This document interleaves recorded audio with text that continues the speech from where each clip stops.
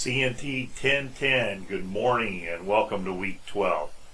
So this week is going to be a fairly easy week. We only have two chapters to cover, chapters 31 and 32. Now in chapter 31 we're going to be talking about the interior finishes.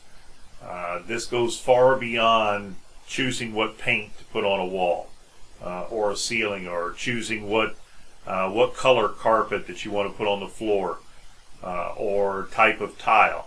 It really gets to the functionality of the space and what the space is intended to be used for. You have to put into your decision-making process choosing the right products for the right space. How much wear and tear is going to be applied? How many people? What's the traffic load? What's the purpose of the room? I have to think about things like sanitation or acoustics, which we'll talk about in chapter 32. So a lot of decisions that you have to make, a lot of input that you have to consider when deciding about your interior finishes.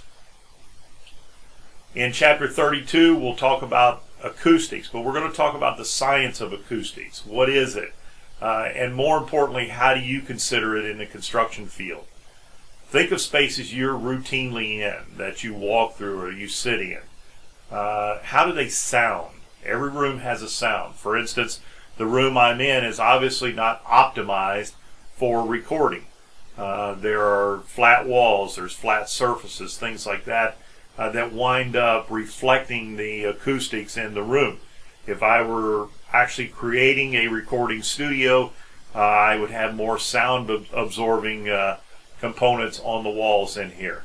So these are the types of things that you have to think about when you're looking at acoustics and designing a space and making those choices.